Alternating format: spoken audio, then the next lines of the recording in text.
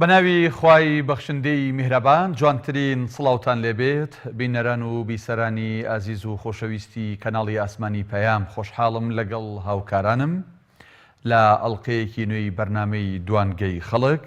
بە ئێوەی ئازیز و خۆشەویست شاد بوومەوە. ئازیزان تەوەری ئەم جارەی ئەڵقەی بەرنامەی دوانگەی خەڵک بۆچی هەندێک میدیا و ڕێکخرا و هەوڵی لاوازکردنی پێگەی خێزان دەدەن. بێگومان ئێمە ئەم پرسیارەمان داناوە و لە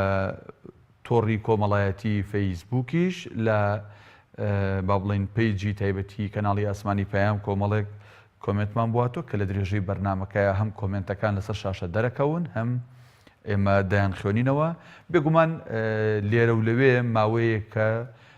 ئەتوانم بڵێم ماوەیەکی دوور و درێژ پێش ئێستا و ئێستش بە گەرم و گوڕی لێرە و لەوێ هەندێک لە دەستگا و لە ڕێکخرا و لە کەناڵە میدیاییەکان بەمەبەست بێت یاخود با بڵین لە نەزانیان بێت دایانەوێت بدەن لە تەوەری خێزان. بێگومان لای هەموو لایەک ئاشکرایە کە خێزان یەکێکە لە پایە گرنگەکانی هەر کۆمەڵگەیەک هەر دەوڵەتێک هەر حکومەتێک. بێگومان هەموو لایەک لایەن ڕوونە کە خێزان دەوڵەتێکی بچکۆلانەیە ئەگەر ئاساییشی خێزان ئەگەر هەڵۆشانەوەی خێزان ڕوودات ئەوە مەترسی هەیە بۆ سەر ئاساییش و هەڵۆشانەوەی دەوڵەتداری و حکومەت و حکومداریش لە هەر وڵاتێکدا. بۆیە خێزان یەکێکە لەو پنتانە یەکێکە لەو پێگەیانی کە نابێت بە هیچ جۆرێک بە خراپ دەستی بۆ ببرێت و نابێت بویسترێت خێزان تێک بشکێنرێت یاخود بەلاڕێدا ببرێت. بێگومان لێرە و لەوێ وەک باسم کرد هەندێک لە ڕێکخرا و هەندێک لە دەستگاکانی ڕاگەیاندن بە زانایانە و بە زۆر زانانە یاخود بە نەزانانە و بە کاڵفامانی خۆیان کەوتونەتە لێدانی خێزان جا چ لە ڕێگەی پرۆگرام و بەرنامە و فیلمی دۆبلاژکرا و فیلمی بیانیەوە بێت یان لە ڕێگەی کۆمەڵێک هاندانی دیکەوە بێت بەڕاستە و خۆیان ناڕاستە خۆ وەک ئاماژەم پێکرد کەوتونەتە لێدانی خێزان. ئێمە لە تەوەری ئەم ڕۆماندا دەپرسین بۆچی هەندێک میدیا بەم ئیشە هەڵئەسن. ئێوەش دەتوانن لە ڕێگەی ئەو ژمارانەی کە لەسەر شاشەی کەناڵی پەیامەوە دەرەچێت پەیوەندیەکان وەربگرن ڕاستەوخۆ لەگەڵ ئێمە بن. یەکەمین پەیوەندی وەرەگرین لە شاری کەرکووکی خۆشەویستەوە کاک ئەحمەدمان لەگەڵایە فەرموو. کاک ئەحمەد سڵاوی خوا دەبێت. سلام علیکم سڵاو بۆ خۆی بینەرانی بۆ کۆی بینەرانی تەلەڤیزیۆنی پەیامی خۆشەویست. زۆر سوپاس کاک ئەحمەد. لەسەر تەوەری بەرنامەکەمان کۆمنتت چییە؟ قسەی تۆ چییە؟ وەڵی خۆی کۆمنتم لەسەر تەوەرەکە بەڕاستی تەوەرێکی زۆر هەستیار و تەوەرێکی زۆر هەنووکەیی ئیمڕۆی کۆمەلگای کوردیە. بەڕاستی کۆمەڵە ئێستا کۆمەڵە دراما کە کراونەوە زمانی شیرنی کوردی بە هیچ فکرێکە ناڕن. بەڕاستی ئەمانە هیچ درامایکی تربەوی نین واتە درامایکی پەروەردەیی نین بە تایبەتی کۆمەلگاش ینی ئەوەیەک نییە ینی تۆ یەتە هەموو ماڵێکانی تۆ سێرەکەی مناڵێکە تەمەنی 7 ساڵە 6 ساڵە سەری ئەو فلیمە تورکیاناکە نازانم کرد ئەم کەناڵی نێت تیڤی و کورد ماکسە و NRT2 ئەمانە بەڕاستی ئەمانە کۆمەلگای کوردیان هەڵوەشانەوە هەڵتەکانوە. بەڕاستی حەقا حکومەتی هەرێمی کوردستان وەزارەتی ڕۆشنبیری فیلتەرێ بۆ ئەمانە دابنە تاکە کۆمەلگاکەی من وەکو کۆمەلگای تورکینی وەکو کۆمەلگای مەکسیکینی ئەمانیان بۆ دۆبلا دەکرێت و ئەسکرێتە سەر زمانێکی کوردی پەتی یعنی قسەی وایە تێکرێت بەڕاستی زۆر نەسیاوە لەقتات و شتی وای تیا زۆر نەسیاوە بۆ کۆمەلگای ئێمە نابێت. من داوا لە کەناڵە کوردیەکانەکەم وا بکەن درامای زۆر جوانمان ئێستا بۆ نمونە لە کەناڵی سپێدا بەڕاستی چەند ساڵە پێش ئێستا درامای یوسفی پێشکەشە کرد مناڵێکی بچکۆلە بوو یعنی وای لە هاتبوو وەڵای ئەمە مناو خۆمان تەقلید و مناڵیان نەکردووە یعنی زۆر ئارام بوو لە ماڵەوە. یعنی بۆیە داواکارم هەموو تیڤیەکان وەکو ئێوە خزمەتی کۆمەلگای کوردیکەن وا بکەن ئەم خەڵکە لە تەماشاکردنی ئەم دراما تورکیانە یعنی چۆن دوورخەنەوە. بەڵێ سوپاس کاک ئەحمەد سوپاس بۆ کۆمنتەکە سوپاس بۆ بۆچوونی بەڕێزت. من داوا لە بینەرانی کەناڵی ئاسمانی پەیامەکەم ئەوانەی کە پەیوەندیەکەن بە بەرنامەکەەوە تکایە ناوی هیچ کەناڵێک ناوی هیچ ڕێکخراوێک بمێنن. ئێمە تەوەرەکەمان لەسەرەوەیە ئایا ئەمە فعلەن ئێوەش هەستان پێ کردویان نا و بە بۆچوونی ئێوە ئەم کەناڵانەی ڕاگەیاندن و ئەم ڕێکخراوانە مەبەستیان چیە لەوەی کە لە خێزان ئەدەن، مەبەستیان چیە لەوەی کە ئەم پرۆگرام و ئەم فیلمانە پەخشەکەن. سوپاسانەکەم. دەچینەتە کێم کاگیدریس وەرەگرین. سڵاوی خوارد لەبێ کاگیدریس. ئەلوکۆنی باشی سەر چاوەکانم بە قوربانتان لەسەر فیلمی تورکیوانەیە. بەڵێ تەوەرکەمان لەسەر فیلمی تورکیوانەیە. لەسەر بە کۆی گشتی لەسەر ئەوەیە کاگیدریس گیان بۆچی هەندێک دەستگای ئیعلامی هەندێک ڕێکخرا و لە با بڵین لاوازکردنی پێگەی خێزانیان کردوتە مەبەست لە خێزان ئەدەن. بێگومان دراما تورکی و فیلم و کۆمەڵک پرۆگرامیش ئەچێتە ئەو بوارەوە. بۆ خۆیان گەلێ خراپە، بۆ خۆیان من لێسا خوشگەگومەیە دای مساعاتە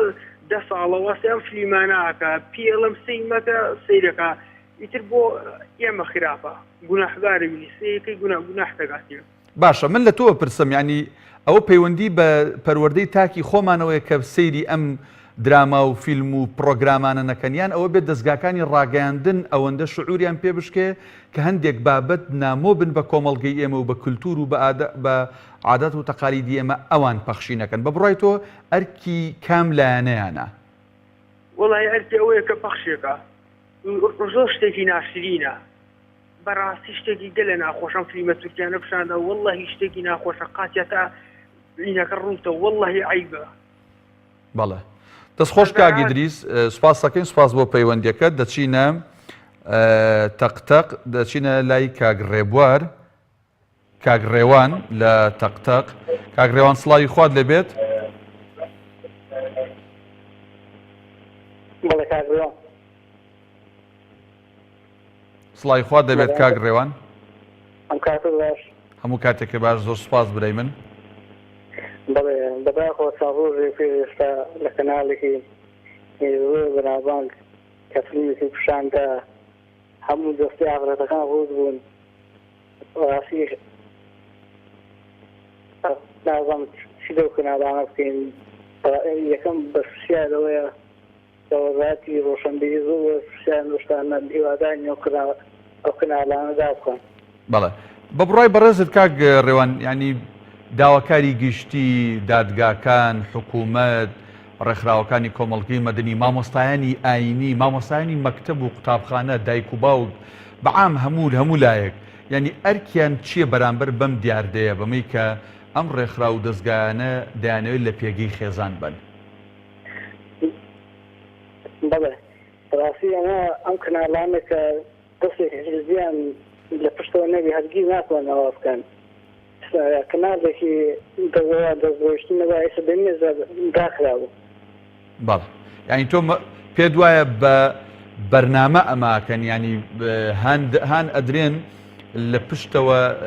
بەرنمەیان بۆ داڕژە کە بەم شێوازە ئەم کارە بکەن لە پێگەی خێزان بدەن؟ بەڵێ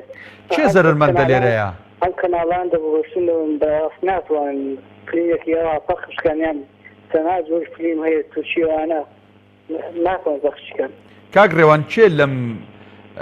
لەم نێوەندەیە چێ زەرمەندە؟ بەڵێ هەر خێزانە ئەندامانی خێزانەکەوان. بەڵێ زۆر سپاس لە تەقتەقەوە لەگەڵمان بووی. سپاس بۆی کە پەیوەندیت کرد. سپاس بۆ کۆمنتەکەت. دەچینە شاری سلێمانی بەڕێز ئامینەخان وەرەگرین. ئامینەخان سڵاوی خوارد لێبێت.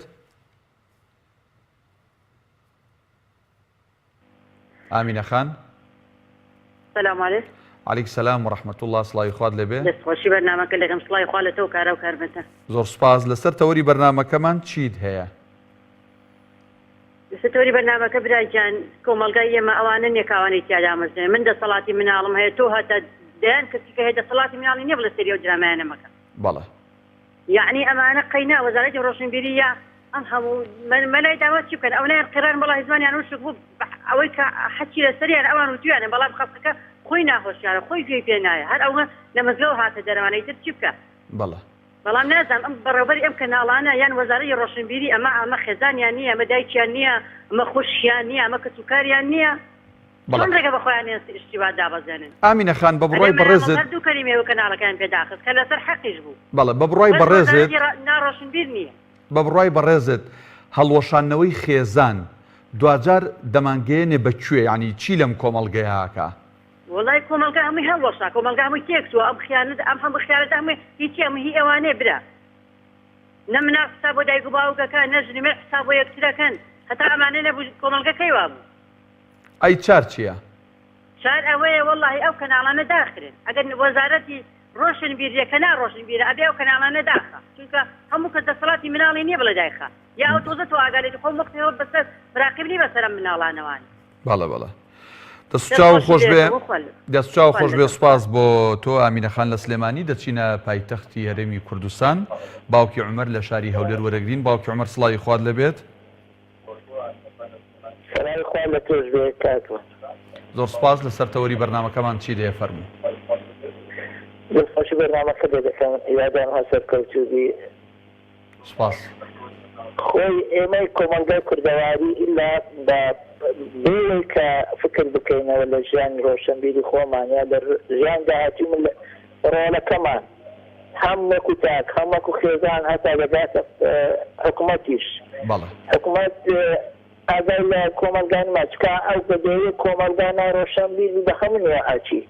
ئەگای ڕۆشنبیر بوو دەسەڵاتەکانی زیاتر دەبیتن بەڵام ئێمە وەکو ملەت وەکو خاوەن خێزان وەکو ئەوە دەبێ ئێمە هەموویەکمان هەبی ڕۆژانە هەموویەکمان هەیە لەسەر کەمی مەعاش ڕۆژانە هەموویەکمان هەیە لەسەر کەمی کارەبا باشە ئەگەر کۆمەلگای ئێمە داڕمانی ئەخلاقی لێ دروست بوو خێزان هەروە شاوە با هەموو کارەبای دنیا ئیمن بی مەعاش هەموو ئیمن بی سەرۆت سامان هەموو ئیمن بی وەکو خێزانم نما وەکو خێزانێکی ئەوروپین بێهات ژیان وەکو کۆمەلگایەکی کوردەواری چی بۆ من دەمینێتەوە ئێستا کەش ئەگەر ڕۆشنبیران و مامۆستایانی ئاینی و هەموو چێشەکانی کۆمەلگای کە خاوەنی خێزانە ئەگەر بەدەم ئەو وەزعەوە دەمێن چونکە ئەو بەرنامەدا ڕۆژداوە دانێ ڕۆژ بە ڕۆژ بە فلیم بە بەرنامە بە تەشویشکردنی ئاینی ئیسلام حتا ڕۆژانە هیچ دەکەن لەسەر تاچی کورد لێوەی فکری بگۆڕن عەقلی بگۆڕن فێرە تریاکیان کردین فێرە عەرەقیان کردین لە دابوونەریتی کوردەواری خۆشمانیان دابڕاندین هیچمان نمایە ئەوها بڕاتن ئەگەر ملەتەکەمان بەجار نێتن باوەڕکە لەوەی ناخۆشتر و خراپتری چاوەڕێمانە هیچ گلەویش لەوەی ناکەم کە کاتێ یا مامۆستایەکی ئاینی بەتەنیا قسە بدەکاتن ئەو چین کا بەتەنێ بە ملەتی کۆمەلگا لەبەری نەبی ئەوە زەنگەکە ئەگەر ئێمە هێستا کاڵێ بسەوەر نەبرین بەڕاستی داروخانی ئەخلاقیمان ڕۆژ بە ڕۆژ زیاتر دەبی و تەماشاز دەکەن تەراقدان شیرازە خێزان هەموو شێوەکی کە مەمدار بە جێدادی ناکە بە جێداچی ناکە هۆکەی چییە هەموو پەروەردەکی سەقەتە هیچ پەروەردەک نییە لە ڕۆشنبیری لە قوتابخانەکان لە جامعەکان بێزار بوون لە هەموو شتێکی بە هەموو شتێکی رازینە بە ئێستازانەی ئەخلاقی ملەتەکەمان نەنابووبن دابڕێنن باوەڕ کەسی بە سەرەتان زۆر خۆشتر لە کابرا دەمری بە نەخۆشەکە دەدەوە هەموو کۆمەلگا تووشی سەرەتان دەکە زۆر سپاسان دەکەم دەستخۆشتان دەکەم دەستخۆش زۆر سپاس بۆ تۆ باوکی عومەر لە هەولێر و لەگەڵما بووی سپاس بۆ قسەکانی جەنابت لە سەرتەوەری بەرنامەکەمان بەڵە بەڕێزان بیرتانە خەمەوە جارێکی تر کە تەوەری بەرنامەی ئەم جارەی بەرنامەکەی خۆتان بەرنامەی دوانگەی خەڵک بۆچی هەندێک میدیا و ڕێکخرا و هەوڵی لاوازکردنی پێگەی خێزان دەدەن هۆکاری چییە؟ چێ لە مەستوتمەندە ئایا ئەمە بە بەرنامە ئەمە دەکرێت یان بە نەزانی لەلایەن هەندێک دەستگا و ڕێکخراوەوە ئەمە ئەنجامە دەدخۆ ئەگەر خێزان لە کۆمەڵگەی کوردیە زەرەری پێبگا هەڵبۆشێتەوە لێک بترازێ وەگوۆی لە ئامارەکانە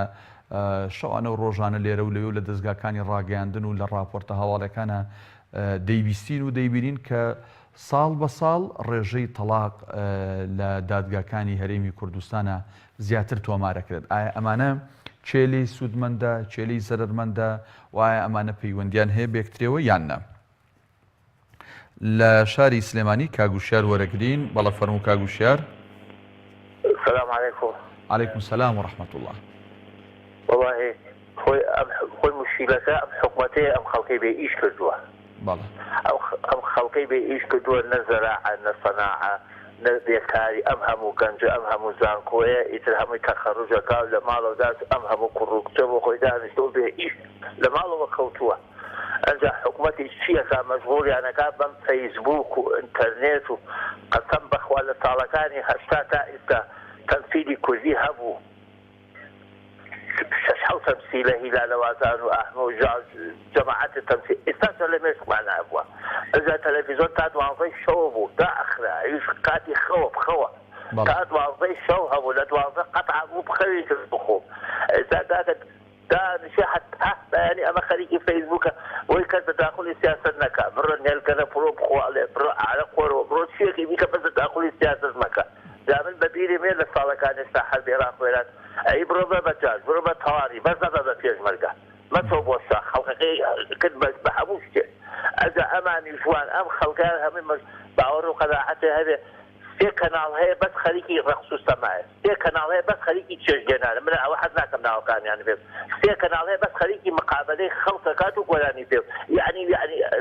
من حەز ناکەم یەکی سێ من تاقیم کردوتە سەیری کەناڵەکانی پارتیکە بۆ نمونە سێ کەناڵ بەس گۆرانی ڕەقسەکە سێ کەناڵ چێژگەنانە شێخەحمە سێ کەناڵ پڕ بەها خەریکی گۆرانی وتنە یعنی شەش کەناڵ خەریکی ئیخبارە یعنی بەرازی ئەم هەموو فەقید و هەژارشیان هێشتۆتەوانێ بێسێتی و بێپارە و بێ نەوت و بێ ئاست 4 ساڵە بەنەوتیان ناوە بەڕێزیان خەڵک بەس سەرمایە ئاوەتانی هەژین یعنی حکوومەتێکمان هەیە خەڵک هەر پێی بڵێ حکوومەت پێی بڵێ خەڵکەکەش خەتای خۆیەتی بەڕێزم دەنگیان پێیە برا کاکە دەنگیان پێیە ئەمە تۆ کورسی چ کورسێدا ئەوە دەشی تەزیر بوو بیستیشی وەڵاهی باوەڕ و قەناعەتە بێ حەقی وایەکێتی پاری دە کورسی نەهێنێ ئێرە چی لێکی کات بەڵێ دەست خۆش کاگوشار سپاس بۆی کە لە سلێمانی و لەگەڵمان بووی دەچینە کەلار باوکی مەڕوان وەرەگرین سڵاوی خوارد لێ بێت باوکی مەڕوان سلام علیکم دەستخۆشی بەرنامەکەتان لێکم خی گەورە تەمەندەزیێشتان کا خی گەورە سەرکەوتوتان کا زۆر سپاس لەگەڵ جەنابتە فەرموو بەڕاستی لە کات و لە جلوسێکین بەڕاستی هەموو مناڵەکانمان یعنی خەریکە لە دەسەدەین بەهۆی ئەم هەموو کەناڵەوە هەموو فلیم و ئەم هەموو بەرنامە و دۆژلاوەی ئەم کەناڵانەکە کە هەمووی داڕێژاوە بۆ ئەوەی کە لە لێدانی ئەخلاق و ڕەوشت و دینی مسلمانان و تربێتی باو بافیرمان و تربێتی ئیسلام ئەو ئیسلامە جوانەمان لەبیر باتەوە بەڕاستی ئەمە گیرمان کردووە ڕاستی لە ماڵۆ کەناڵێکی زۆر هەیە بەڕاستی هەر خەریکی ئەخلاق و تێکدانی ئایلە و تێکدانی ڕەوشت و تێکدانی حتا مناڵەکانی سوای لێ هاتووە بەڕاستیکە من شخصی من خۆم یعنی کە من مسەیسەرەکەم کاکە کەچی ڕاتە دەشتەوە ئەو باسی فلیمەکان باسی فلیمکانتۆرەکە ئەڵێت هەتا فلیمکانتۆرەکانیشان وایان لێ کردە شتی خراپی دێ هەتا فلیمکانتۆرەکانیشان چێ زەرەرەکە لەمەیە باوکی مەڕوان وەڵی مجتەمع و کۆمەڵ ئایلە تێکە چێ منهەج نامێنێ احترام و ڕێز نامێنێ خۆشەویستی ناو خێزانە نامێنێ ئەو خێزانە لە کوێەکە و سابوو کە ئێستا بەڕاستی وای لێ هاتووە ئەم خیانەت دەوەکە بڕۆ لە دایرەکان لە محکەمە بزانە ڕۆژی چەنەها خەڵک هەیە چەنەها خەڵک ینی دووجاری تاق دێت ئایلە تێکە چێت ئایلە سەری سەرگەردان بووە چێ بەرپرسە بڕای جەنابەت وڵی بەرپرس ئەوەیە کە لەم وڵاتە کە کار بەدەستە بەرپرس لەوەیە کە سەرپەرشتیە وڵاتە کە ئەوانە بەرپرسن بەرپرسی دەرەجەیەکەم دەسەڵاتدارە لەبەرەوە ئەو هەموو کەناڵانە کە هەن ئەگەر لە خزمەتی فەقیر و هەژارا بێت ئەو پارەیە سەرکەن بۆ فەقیر و هەژار بەڕاستی فەقیر و هەژار لەم وڵاتان نامێنێ بیەکاری لەم وڵاتان نامێنێ ئیشکردن پێویستی بە ئیشکردنی ئەو هەموو داهاتە بدەنە ئەو فەقیر و فەقرا بەڵێ دەستخۆش باوکی مەڕوان سپاس بۆی کە پەیوەندیت کرد دەچینە شارە زوور کاک محەممەد وەرەگرین سڵاوی خوارد لەبێت کاک محەممەد بەڵێ سڵاوی خۆتان لێبێ ئەم کاتتان باش ئێوارەتان باش زۆر سپاس هەموو کاتێکی جەنابیشت باش فەرموو یاخوا سەرکەوتوو بن هەموو کات بەرنامەکانتان هەروە جوان و ڕاستاوە بێت و بەرنامەی ڕاست و خۆتان هەبێت بەڕاستی ئەم گەلی کوردە زۆر پێویستی بەم ئیسلامە هەیە زۆر پێویستی بەم بەرنامەی خۆی گەورە هەیە ئەمانە هەوڵ ئەدەن کە خەڵکی لە ئیسلام بە دوور بگرن لە ئیسلام بە دوور بخەنەوە هەموو هەوڵەکیانە خەنە کات هەموو مەصرف و پارە و پول و هەموو شتێکیانە خەنە بەس تەنها لەبەرەوە مناڵانی ئیسلام لەسەر ڕێبازی خوا و پێغەمبەری خوا و دین نەبێت ئەمە چه قازانجی لێیەکە یان چه قازانج لەمە ئەکات ئەمەی کە تۆ باسەکەی چه قازانجی لێەکات ئەگەر خەڵک شارەزا بێ لە دین ئەوان ئیسپادەی لێ ناکەن ئەوان وەکو شەمشەمە کوێرەوان شەمشەمە کوێرە حەزی بە ڕووناکی نییە لەبەرەوە تۆ سیر ئەەکەیت ئەگەر کات هەبێ و داوای لە بروستان دەکەم کەناڵێک بوو تووری و جەنە مناڵانی خەڵکی فێری ئەخلاق و ڕەوشت و ئانە کرد هاتن چەنەها کەناڵی مناڵانیاندانا بۆی خەڵک فێری ڕەقس و سەما و ئەو شتانە بکەن ئیتر فێری هیچ علمێکوش هەتا خەڵک بەڕاستی نەخوێنەوار بێ ئەمانە ئیسفادەی لێ دەکەن هەتا خەڵک نەزانێت ئەمانە زیاتر ئیسفادەی لێکن سیر ئەەکەیت با بچین خەڵکی ساکە ئەمانە هەموو هەڵ گۆشتیاندن بۆی خەڵک نەشارەزا بێ لەبەرەوە لە دەسڵات بمێنەوە ئەو سوڵتان هەبێت ئەگەر خەڵک شارەزا بێوان لەو سوڵتان نامێنەوە دیکە سیرەکەی باسی تورکیاکەن هەڵبژاردنەهای تورکیا ئەگەر مەجاڵ بێت حەزەکەم بۆتان باسکەم یعنی وڵایی سپاس دەکەین کاک محەممەد لەبەرەوەی کاگوسفیش لە چەمچەماڵ لەسەر هێڵە با زۆر نامێنێتەوە تۆ پەیامی خۆت گەیان سپاس دەکەم باشە باشە دەستان خۆش زۆر سپاس بۆ هاوکاریکردن سپاس بە ڕێزیت دەچینە چەمچەماڵ کا یوسف وەرەگرین بەڵە کا یوسف سڵای خوارد لەبێت سلام علیکم علیکم سلام و رحمة الله کاگە دەستخۆشی بە تەوەرەکەتان لێکەین زۆر سپاس دەستخۆشی بۆ تۆش کە پێوەڕاستی بەڕاستی بەرنامەکەتان زۆر بەرنامەیە چاک و جوانە سپاس دەکەین لەسەر تەوەرەکەت چی دێ کاگ وڵای لەسەر تەوەرەکە بەڕاستی کۆمەڵێک کەناڵ هەیە ئایدەی خێزانی کوردی تێگەدەن و ئەوە کاگە هەنێک کەناڵەیە بەڕاستی سەر ئەو فلیمە تورکیانەکەی هەموو ئایلەی کوردیان تێکداوە بەڵێ ینی بەڕێزێک باسی لەوە کردوتی خەڵک بۆ موچە و بۆ بژێوی و بۆ معاش دێتە سەر شەقام و با بڵێن دەنگی بەرزەبێتەوە و خۆپشاندانەکە بەڵام بە بڕای تۆ موچە و ئەمە گرنگترە یان پەروەردە و ئاساییشی مناڵ و خێزان و کۆمەڵگەکەمان ینی بە بڕای تۆ خەڵکیش کەم تەرخەم نیە لەوەی کە بە شێوازێکی شارستانیانە و مەدەنیانە و یاسایانە دەنگ هەڵ نابڕێ بەرامبەر بەم دیاردەیە وڵای ئەبێ هەمومان هەڵێستمانە بێ بەرامبەر ئەم کەناڵە ناشریانەی کە فلیمی تورکی لێدەن و موچەوانە گرنگ نییە بەس ڕەوستی ئایلە و پەروەردەی ئایلەکان ناگرنگە بەڵێ کابێت لای تۆش وایە ینی خەڵکیش بەرپرسیارەتی لەسەر شانەوە نییە بەڵێ بەڵێ هەمومان پەرپرسیاریمان لەسەر شانەتم ئێمە کۆمەڵگەیەکی بسڵمانین نابێ ئەو فلیمە تورکیانە لێدەین و ئەوانە ئێمە زۆر ئەبێ کۆمەڵ ئێمە ئیسلامی چۆن ئەبێ فلیمی تورکی بەڕاستی ئایلەی ناسرین کۆ خیانە دەکەن لە یەکتری و کورە هەموو شتێکی تەیە دەستخۆش کا یوسف لە چەمچەماڵەوە سپاس بۆ پەیوەندیەکەت دەچینە بازیان باوکی ڕەوەند وەرەگرین سڵاوی خوارد لەبێت باوکی ڕەوەند سڵاوی خوا لە جەناب مامۆستاجان وەزع چۆنە باشش کرد زۆر سپاس دەکەم بێەوەی بیت فەرموو لەسەر تەوەرەکە والله مامۆستاجان لەسەر ئەو تەوەرە طبعا ئەما بە بەرنامە کراوە بەڵێ جۆ لەدەنگ مامۆستاجان بەڵە فەرموو مامۆستاجان ئەم کەناڵانە بە بەرنامە کراوە ئەمە بەگاڵتە نەکراوە ئێستا هەڵەسن مەسەلە ئەم فلیمانەیە ئەم فلیمانە طبعا بە پارا کرێ پارەی خەیاڵی پێدرێ خۆمە بە بەلاش نایێت لە باتیەوەی فلیمێکی تەربەوی بێنن ئەڕۆن جارە فلیمی غرامیات و خۆشەویستی وانێن بە تایبەت بۆ ناو چیلی مناڵ چیلی سوێم ئیستاکە لە هەنێک کەناڵ فلیم لێدرێ سەرەکەی تەمەنی ئەو مناڵە 7 ساڵە خەریکی ئەشق و عەشقبەنیە مامۆستاجان یعنی ئەمە لە دنیای دەرەوە لە خۆبا دنیای ئیسلامیش نەبێ کەی شتی وا بووە کەی 7 ساڵ ئەتوانێ فێری بەرنامەی 60 و ئەمانەی بکەن لە تەمەنی 7 ساڵی ئەمان ئەم بەرنامە جوانانان هێناوە بۆ ئێمە بەڕاستی ئەخلاقی کۆمەڵگەی کوردیان بەتەواوی تێکداوە بەس هیوادارین ئەگەر حکومەتیش نێتە سەرخەت و سانسۆرێک بۆ ئەمانەدانانە خۆی میلەت قبوڵینەکە بەڵێ زۆر باشە بەس کاک باوکی ڕەوەند یعنی ئەو بەرپرسی و کەناڵانە باز لەوەکەن دەڵێن ئەو فلیمانەی ئێمە پەخشیانەکەین دەنووسین زائید 10 زائید 12 زائید 16 ینی نابێت مناڵ یا با بڵێن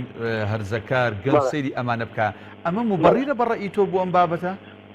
نەخێر مامۆستا خۆ ئێمە ئەوەنە لە چیلێکی ڕۆشنبیر نین ئەمە باوباپیرانمان حتا ئێستا لەوانەیە لە تەمەنی ئێمەشە ئاستی خوێناوی ڕۆشنبیریمان نەگەشتێتە ئەو ئاستا ئێ باشە دوانزانانسێ بۆ ساڵەکە یعنی ئەمە کەی مقنعا بۆ میلەتێکی دواکەوتوی وەک ئێمە بەڵێ دەستخۆش باوکی ڕەوەند لە بازیانەوە سپاس بۆ پەیوەندیەکەت دەچینە سەید سادق کاک عومەر وەرەگرین سڵاوی خوارد لەبێ کا عومەر فەرموو زۆر سپاس فەرموو لەسەر تەوەری بەرنامەکەمان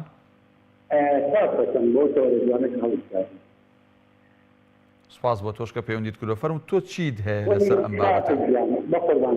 ئەم وڵاتی ئێمە یاسا بێ یاسایی کوشتین بەقوربان یاسایەک هەدوایە هەموو کانالەکان هەموو دەستدارڕاگەرنەکان یەک بخرانەوە کەمە بەداخەوە هیچ یاسایەک نییە لە پەرلەمان شوێنی یاسایەک نییە کە ئێمە بە پێی ئەو یاسایە کەناڵەکان دەستگای ڕاگەیاندنەکان کاریان کرد بەڵام حەزەکەم بەڵە فەرموو حەزەکەین ئەندام پەرلەمانی کۆمەڵ بەڕێز کە چوونە پەرلەمان داوای یاسایەک ناکەن بۆ ئەم کەناڵانە کە ڕۆشتی عایلەیی و شەنانەت شتەکان سەلەبەکان کە لە مەکتەبن کە ئەسری بۆ مەکتەب هەمووی باسی ئەم مسلمانەکەن باسی ئەم کەناڵانەکەن دووبارەی بکەنەوە بە یعنی بەڕاستی ڕۆشتی کۆمەڵایەتی و هەڵاتان بۆ نمونە جەناب وێدانی چەندێک هەڵاتان ڕاستراوە لە ساڵی پەرلەمانێکە تەنها ژنوکە و دیارنە تەنها مناو دێتە ڕشتی ئەبن یعنی بەڕاستی حکومەت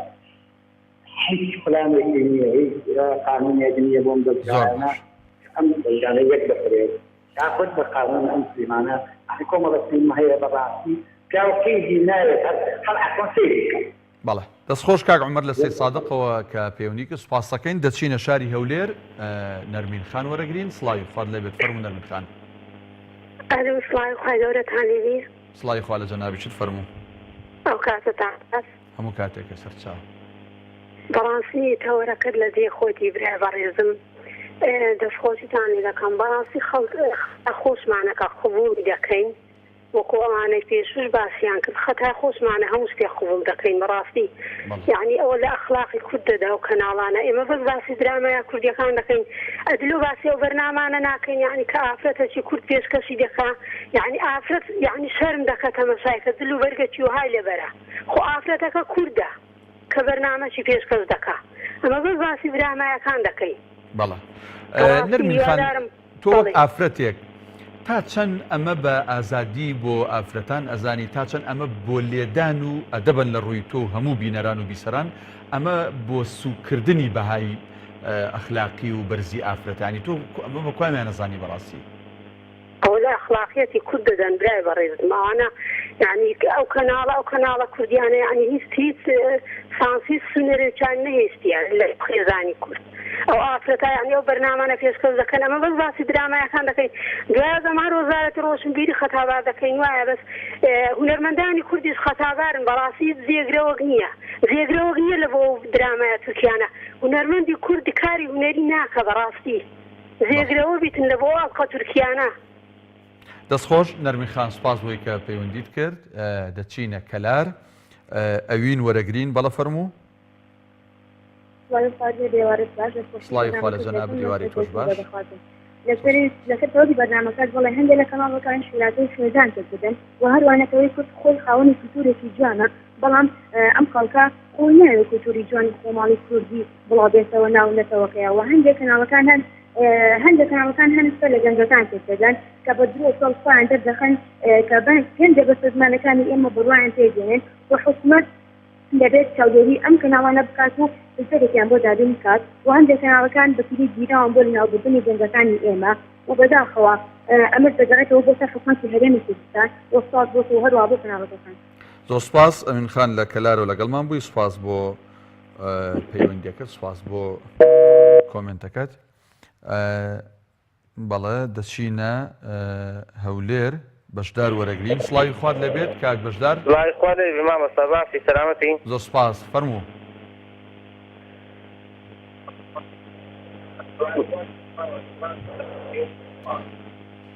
مامۆستا گیان کاک بەشدار لە تەلەفۆنەکەەوە گوێ لە من بگرە سەوتی تەلەفۆنەکە سەوتی تەلەڤیزۆنەکە بە تەواوەتی کشکە خراپی دەکەن من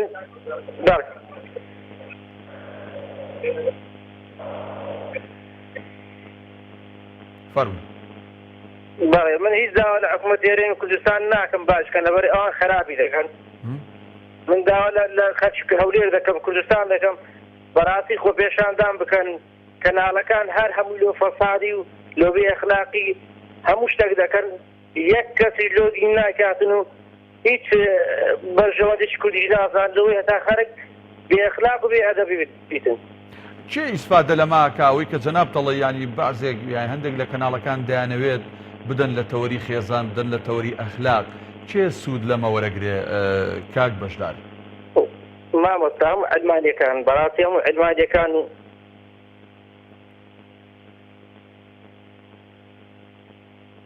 بەڵێ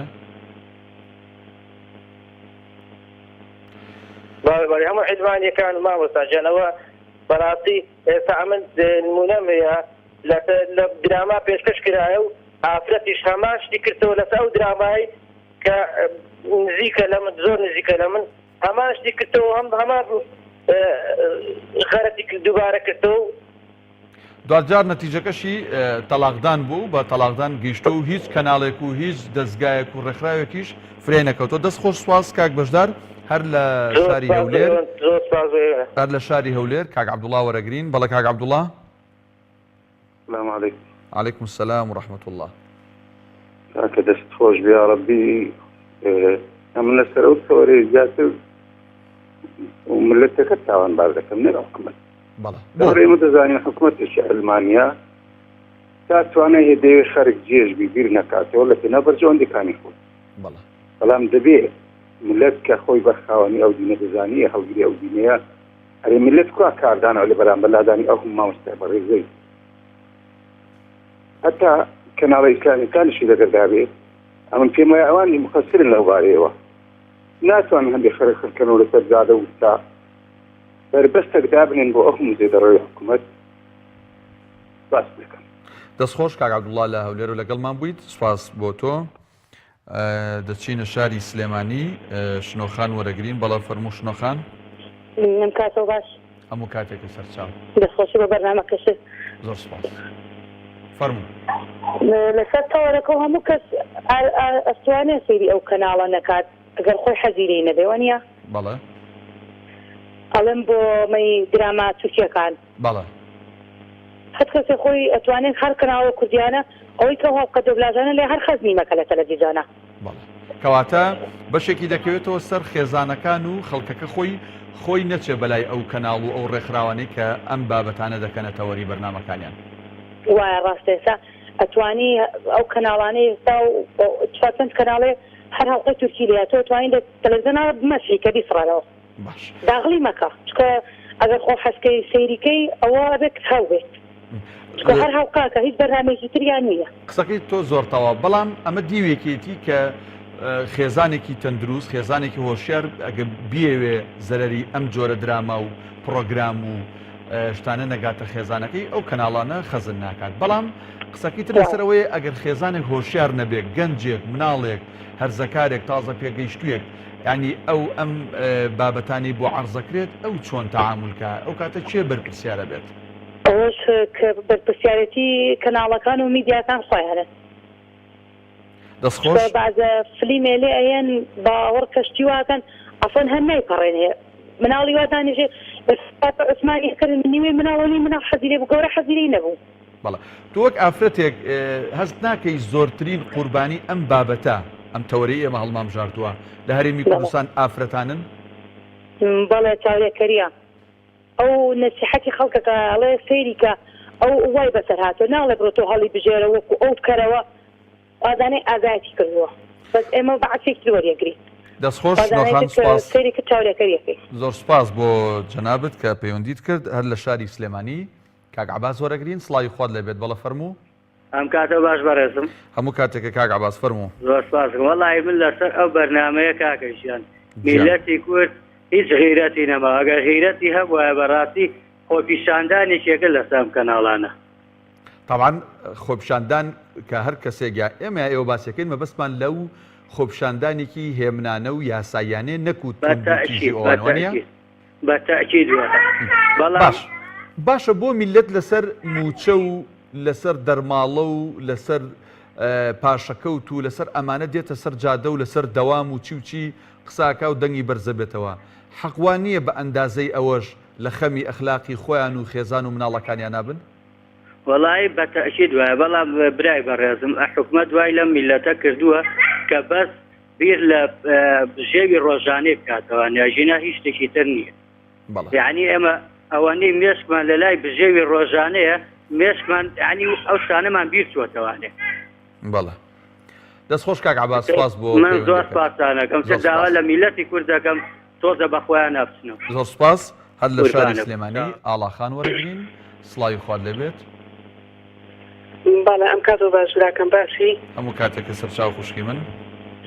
زۆر سپاس دەستخۆشی بەرنامە کەولێکم سپاس بۆ تۆش. هیوای سەرکەوتن بۆ تەلەڤیزۆنەکەتانە خوازم. زۆر سپاس. وەڵا هیوادارم هەموو تەلەڤیزۆنەکان بەرنامەکانیان بکەنە پەروەردەی و خێزانی بۆ پەروەردەکردنی کۆمەڵگەی کوتاکێکی تەندروست. لە پێش کەناڵەکانی ترەوە ڕەخنە و پێشنیارم بۆ ئێوەی بەڕێزە ئەگەر لاوازی کەناڵەکانی ئیسلامیەکان نەبێت ئەوانی کەم ناتوانن ئاوا بچنە ناو خەڵکەوە. لاوازی لەسەر ڕوویەکەوە وەڵا لە ڕووی کۆمەڵایەتیەوە یعنی بە پێی پێویست نین ڕاستە زۆر شت گۆڕاوە. فەرموو. زۆر شت گۆڕاوە زۆر کۆمەڵگەتان ڕۆشنبیر کردووە بەڵام هێشتا دینتان بە پێی پێویست نەگەیاندووە. یعنی ئێوە مەجارتان زیاترە لەو ڕوانکێەوە. بەڵام ئاڵاخان ینی بەهۆی ئەو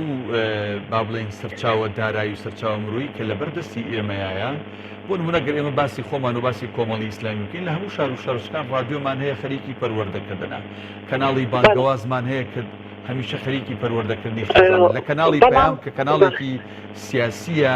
چەندین بەرنامەمان هەیە کە مامۆستایانی بەڕێز و توێژەرانی بەڕێزتیایە باسی پەروەردە و باسی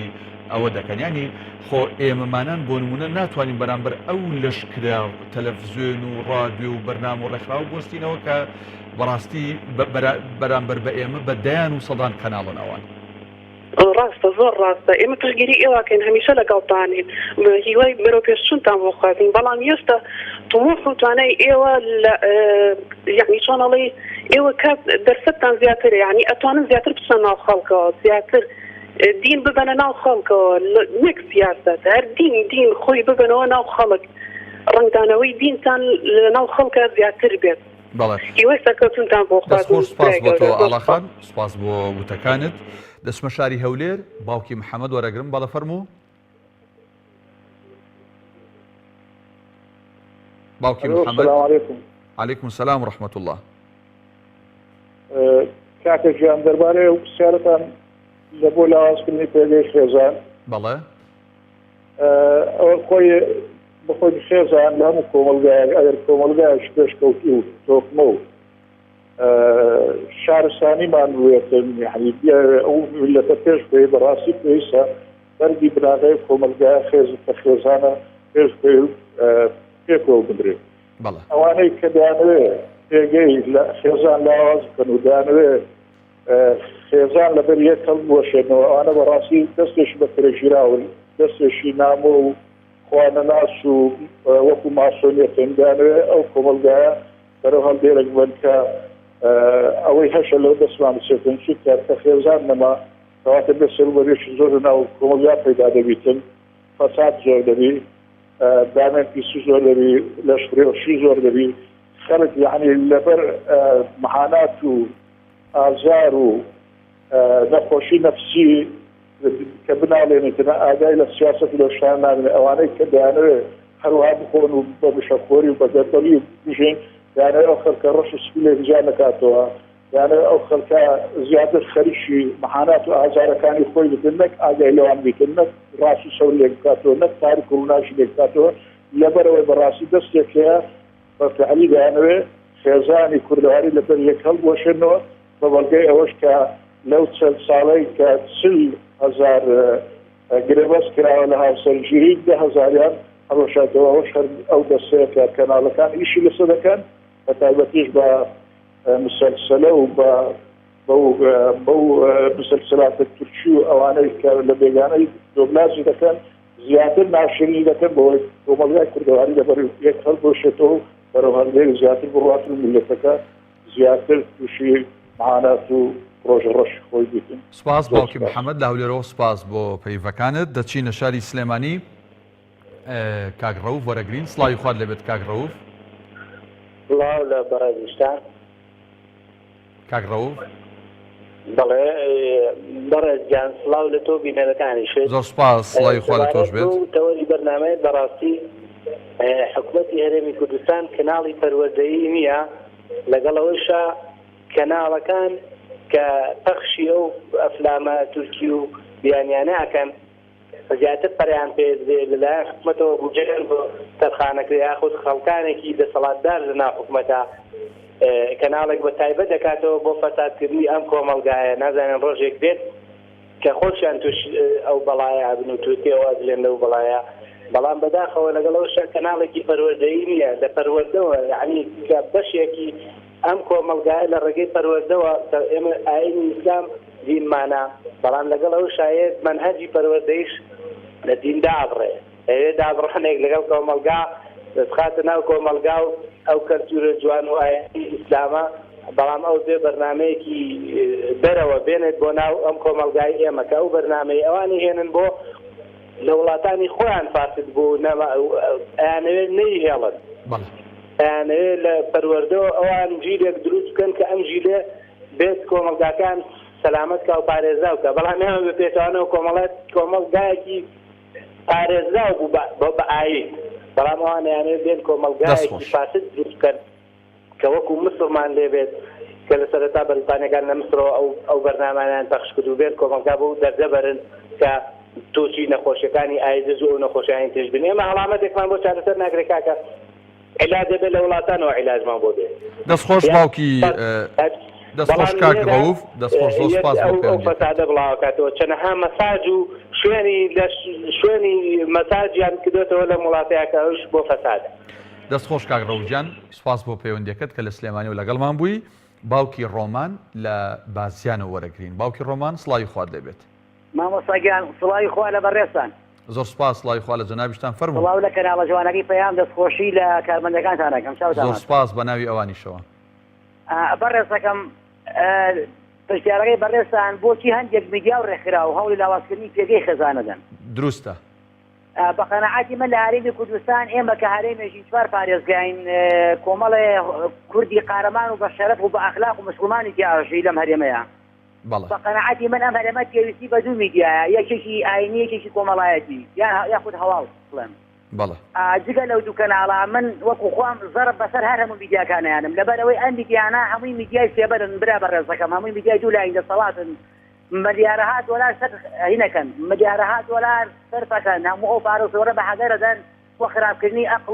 و ماریفەی خەڵکی کورد، بۆ تێکدانی خوڕەوشی کوردەواری برای بەڕێزم. میلەتی کورد خاوەنی چیانی خۆیەتی، خاوەن شەرەف و ئەخلاقی خۆیەتی، بەڵام بەداخەوە لایەنە سیاسیەکان چونکە پارەی ئێمە زۆر و زەبەنە، پارەی نەوت وەک کاوا لە بەدەستیانە، بەدەیان کەناڵی خراپەوە، بەدەیان کەناڵی خراپ و میدیای خراپەوە ئەچن خوڕەوشی خەڵک تێکەدەن، خۆسووتانن، جیابونەوە لە هاوسەرگیریە، ئەمانە هەمووی هۆکارێکن، هەمووی هۆکارەکەن کەناڵە خراپانە برای بەڕێزم. ئێمە هیچ ئیشمان بەوە نیست، پێویستیمان بەوە نییە. بۆ نمونە کەناڵی کێنێن جواتنی کەناڵە، کەناڵی پەیام جواتنی کەناڵە، هەم لە ڕووی دینی هەم لە ڕووی کۆمەڵایەتیەوە، هەم لە ڕووی هەواڵەوە. جاچی پێویستەکە هەموو بەهاگەردانە برای بەڕێزم. من داوا لە خەڵکی کوردستانەکەم ئەو کەناڵانەی کاوی دۆبراسکراوەکە و بلینی خراپ و خەڵک بڵاوەکەم، داوا لە خەڵکەکەم يعني بهمو شواذ الرجلان كان يعني قبل كده خلق حبيبي وراك جاي خبر سجكا وراني كان براي برسم اما انا خور وشي بلادي انا مو تقدر براسي دسخوش من دمام صاجان كوملاني خرجي كردستان همي همان سن الجمنيه دسخوشي تورا كده ورز خوش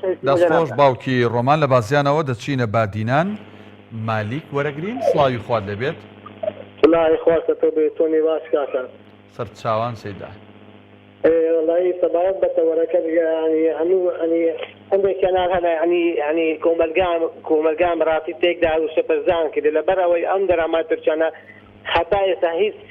سودي شي بكوملقاي كودينا عندي لبروي او درامنا يعني هند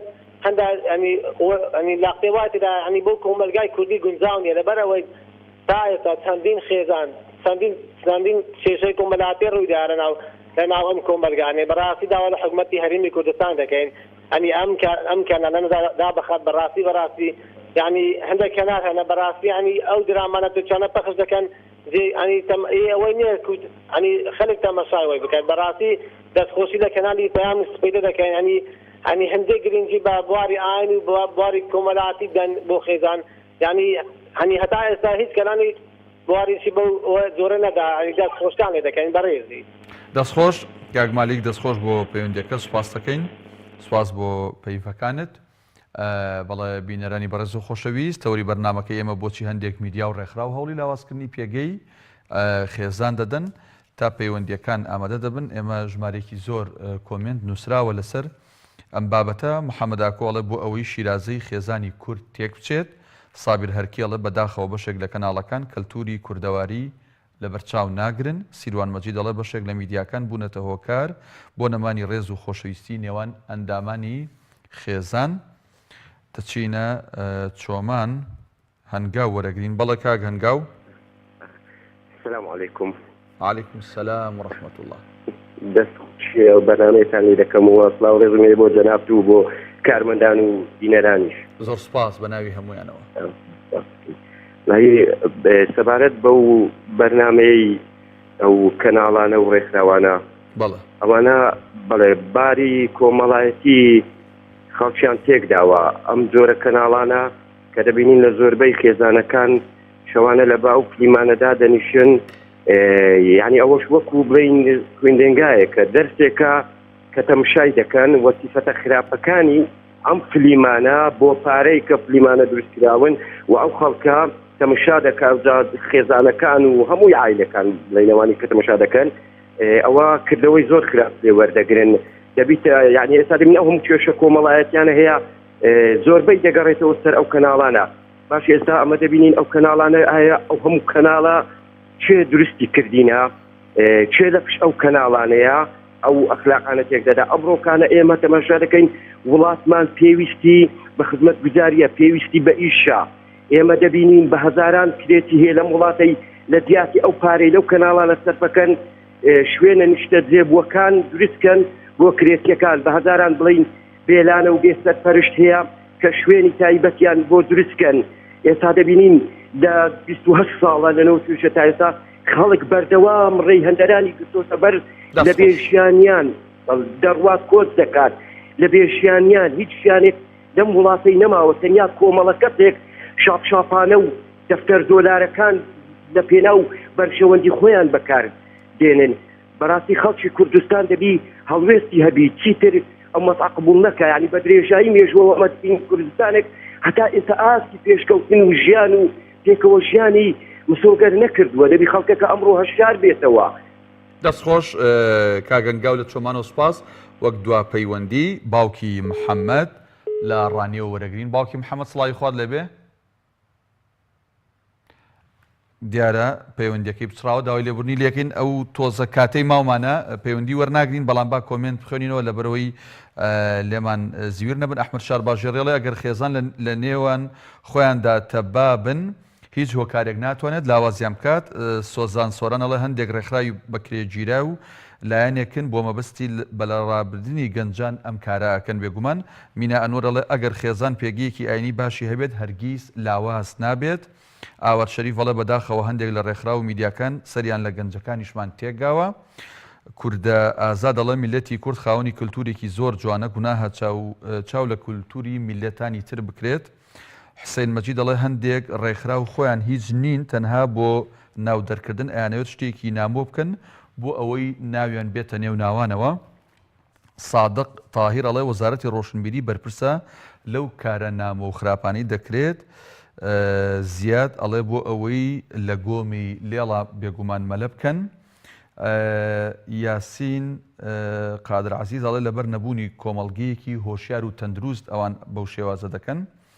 کەمال هینی سوورچی دەڵێت مرۆڤ ئەگەر خۆی ناتەندروست بوو حەزەکات هەموو خەڵکی وەک خۆی بن ناتەندروست بن هاشم جۆنەرەی ئەڵێ ئەوان وەکو شەیتان دۆڕاون و دەیانەوێت کۆمەڵگەش وەکو خۆیان بێت سەید باقی دەستخۆشی کردووە ئاکۆ دەڵێت بەرژەوەندی دەسەڵات لەمەدایە کە بەو شێوازە بێت فاخرەڵێ ئەو دەستەی کار لەسەر داڕوخانی ڕەوشی خێزانی مسلمانەکات زۆر گەورەترە لەوەی کە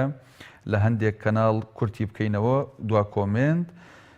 سیما عەبدوڵاڵە ئەوان دەزانن بینەریان هەیە بۆیان ئەگەر تا کاتەکانی نیوەشە و کۆمەڵگە هەت بەرنامە پێشکەشکەن واز لە بینەرەکانیان ناهێنن و جۆرە کەناڵانەش ڕەش ناکەنەوە ئەوانیش ئیدی بوونیان نامێنێت ئەگەر کەناڵەکان ڕەش بکەنەوە. بەڵێ بینەرانی بەڕێز و خۆشەویست، سوپاس بۆ ئێوە کە تا ئێستا بینەر و بیسەری بەرنامەکەمان بوون، سوپاس بۆ ئەوانەی کە لە تۆڕی کۆمەڵایەتی فەیسبووکەوە کۆمنتیان نووسی، سوپاس بۆ هاوکارانم لە پشتی کامێرە لە ژووری کۆنتترۆلی پەخش، ئەو بەڕێزەی کە پەیوەندەکانی بۆ وەرگرتین، سوپاس بۆ یەک بەیەکیان تا ئەڵلقەیەکی نوێی بەرنامەکەتان دوانگەی خەڵک هەموو لاک بەخوای گەورە ئەسپێرین. خواتان لەگەڵ.